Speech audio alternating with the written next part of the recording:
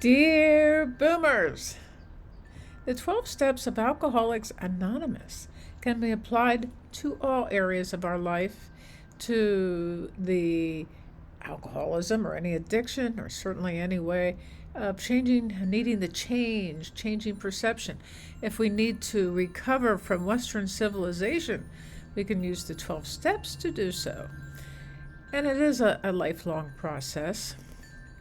So, the culture that we have been raised in is one that is completely overcome with stinking thinking, as they say in AA, that more is not enough, that change is to be avoided, and my needs can only be met by outside influences.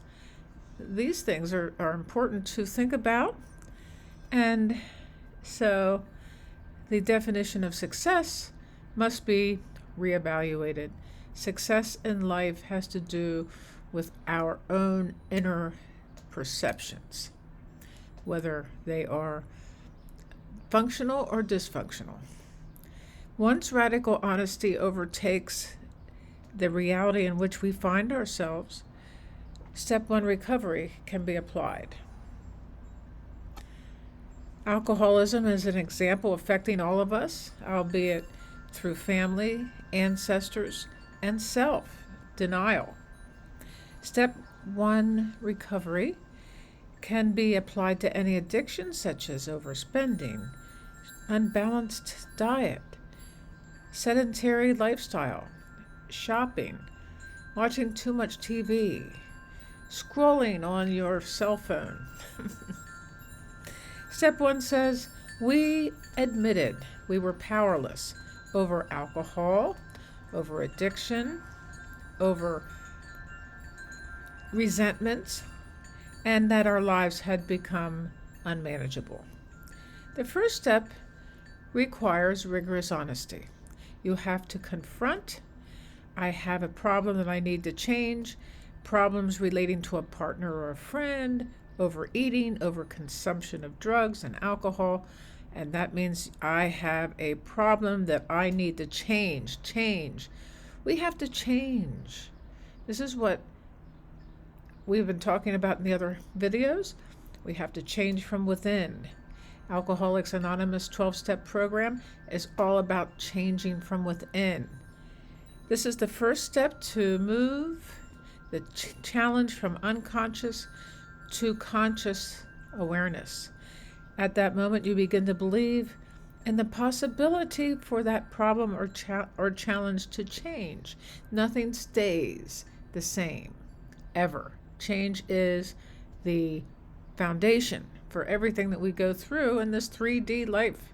But we can change our 3D life to one of awareness of heaven and earth combined.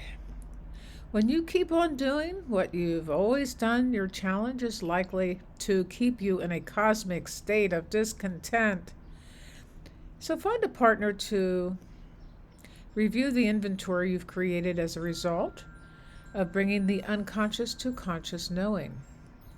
Make a list of all those people you've harmed as a result of the life you've lived prior to the entry point of a spiritual awakening, your wake-up call, your aha moment. Ask for forgiveness as you release all harmful behaviors into the ethers. Release and surrender. Step one says we are powerless before a challenge we suddenly see. It's like hitting rock bottom for many people, and they suddenly see that they must change. And a flash of revelation that we need and furthermore want to change if peace of mind is to be found. Step two says, I came to believe that a power greater than myself could restore me to sanity. Here we are introduced almost immediately to the truth that we are not the center of the universe. We are not narcissists at heart. We can dig deep and find God as you define it, not as society defines it, not as the way you were brought up defines it. Usually people are brought up in a very, very judgmental God. They have to go to church as kids. They have to go. Some people, kind of like it, but some people reject it as they get older. Substance misuse can completely be turned around. Any problem I have can be applied to the 12 steps of Alcoholics Anonymous. I recognize my powerlessness in the face of continuing along the same destructive pathway of self-destruction and immediately turn around and ask for help. There's another one, asking for help. It's big in Alcoholics Anonymous. It's big in the AA steps. People are so afraid to ask for help. There's really so many examples of this in my own life. Let me think. So, I went into AA for 10 years. So that was my way of asking for help. And I learned how to ask for help from that experience. Otherwise, I was ashamed to ask for help. But people want to help you. Just realize that. And so when you ask for help and you get the help that you are asking for, hope is birthed. It's like a birthing process. Yes, I must change, and I have hope it is possible to do so. There is a power that can change everything if I allow that energy into my life. Open my heart and allow the help to come through higher powers. One day at a time. Not forever, but now. Now, step 2 depends on step 1. I accept change is possible, and I feel this by a sense of absolute powerlessness, otherwise defined as hitting rock bottom. The responsibility to change is within myself, and it is within my grasp. I must move toward the journey of hope and possibility, not for other people that they are the ones that can do it and I can't, but for me, with the perfect faith that change is a viable probability for me. It is as likely to happen as I believe it to be. Your conception of God, divinity, goddess, higher power, the universe, is your preference. It is a spiritual concept. No one is handing you your concept of God from the patriarchy or old paradigms that no longer serve our spiritual life. Your better you is waiting for you to arrive. Step 4, made a decision to turn our will and our lives over to the care of God as we understand Him, her, it, she, her, he. God, can I alone straighten out my own life? No. Step 3 admits that I need help. People often stop at this step. Like I said, I need help. I'm asking for help. I guess I'll stop right here. They think they are in control of their lives. This approach leads to an egocentric worldview. I've heard people say, God is my co-pilot, but that is of the ego. Rather, it's better to say God is my pilot, goddess, the universe is my pilot. I am not a co-pilot because in my humility, I have let go of control. God is my pilot, allows spirit to direct our lives. Step 1 says, I am powerless over a problem I am in the process of acknowledging. Step 2 says, my problems will dissipate when I allow a higher power into my life. Step 3 says, I will ask my higher power, however, I define this power, to lead me to green pastures, to restore the recognition of soul that is far, far beyond 3D reality. Steps 1, 2, and 3 prepares the way for the inventory steps to come, which include reflection and contemplation of past so-called mistakes. Mistakes are transformed whenever we take responsibility for them. Step 3 is an entry point to a spiritual practice. So I no longer drink alcohol, for instance. or watch the toxic news cycles. But I must heal the self hate to self love that is available to me once I integrate a program of recovery into every moment of my life. This is a constant communication with our higher power. Am I willing to be teachable? Am I willing to be open? Am I willing to be free? Step 5, made a searching and fearless moral inventory of ourselves. Step 1 says there is a problem. Step 2 says our situation can improve. Step 3 says I am willing to get help, which creates the conditions to do the 4th step. Now it is time to embark on the part of the program where the real work is needed to thoroughly go through the process of mining. It's like an excavation of everything about your past beliefs and behaviors. Traumas from the past can be surrendered in a spirit of fearlessness. Write down every resentment, every shame, every grief and guilt. Write it down and let it go. Change can only be undertaken when we face these patterns that stymies our lives. Pride, what I think you think of me. Self-esteem, what I think of myself. Expectations, sexual relations, ambitions, finances, and all the feelings surrounding these parameters are, I can either practice humility or pride. This is an ongoing inventory process. If I am willing to accept help, then I am ready to focus on the excavation process. How do I contribute to these resentments that I am laying on everybody else? How can I free myself from the old mental tyrannies that have haunted us, probably throughout lifetimes? Pick a resentment. How does it affect my pride, self-esteem, expectations, sexual relations, emotions, ambitions, and finances? Let me just say that A Course in Miracles also talks about getting rid of resentments through forgiveness and unconditional love. And I think a lot of the A Course in Miracles is a kind of a 12-step program, although it's really long, much longer than this. Where am I making mistakes? Mistakes associated with perception. Paranoid. I'm paranoid that you don't like me. What did you say? I don't like that. Holding on, and allowing myself to be defined by the resentment. Defined by the resentment is what I saw a lot in the workplace, especially my last year at work.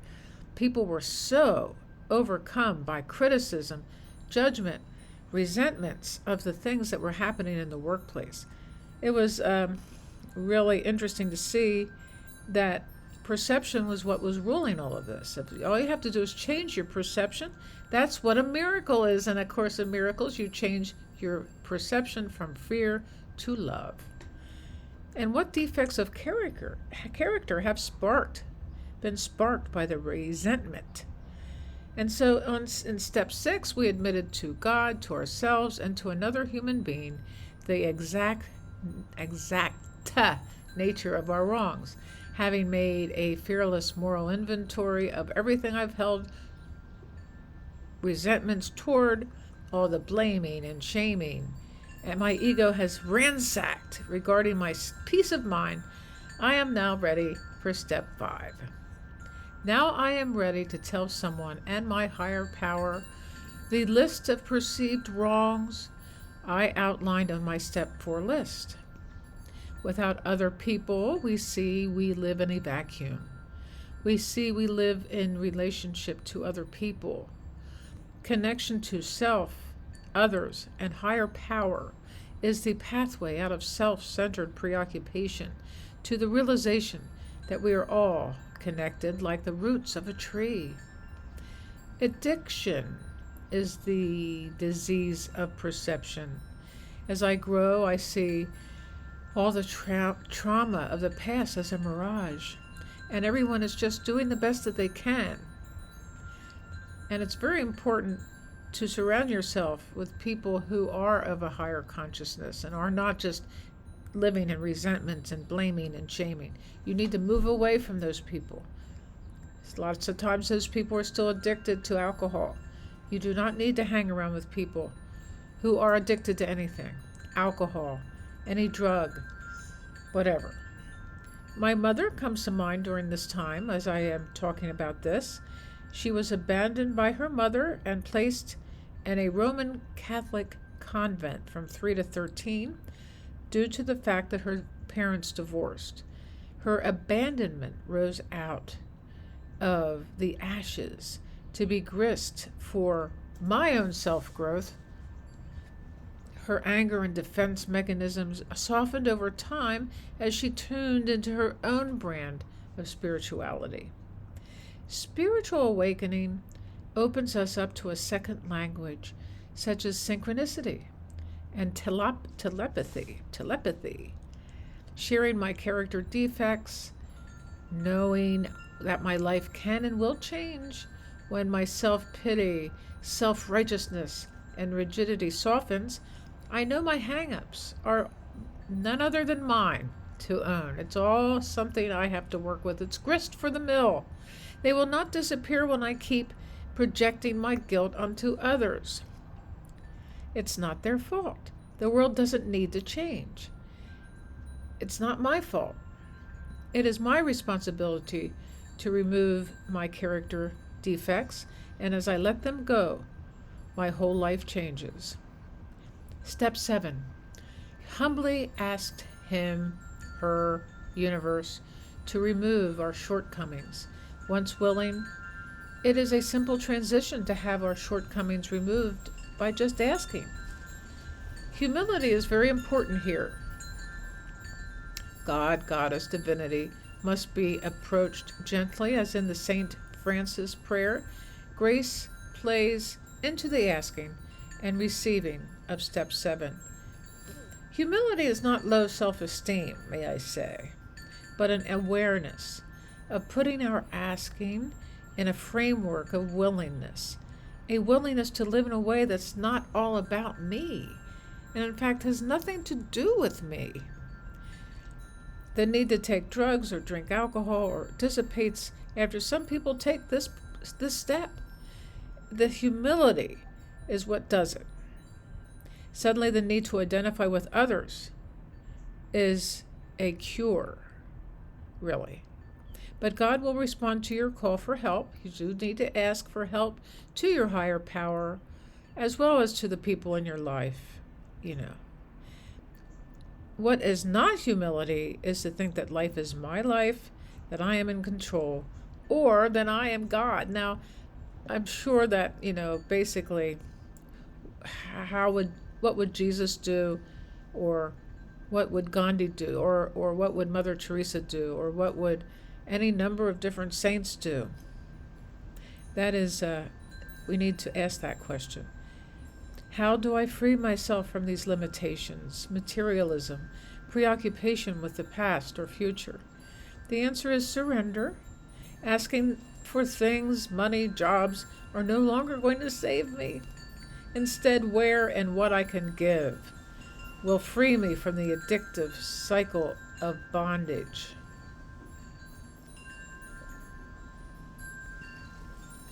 And service, oh my goodness, service without attachment to outcome. Limits are replaced with limitlessness. We serve others in a spirit of love, basically, unconditional love. We plug into a consciousness higher than ourselves. All of this is accomplished by humbly asking to have our shortcomings removed. We do this with an awareness of our relative insignificance in the larger scheme of things. You go out and you look at the stars, or recently we looked at a solar eclipse through solar eclipse glasses, I hope.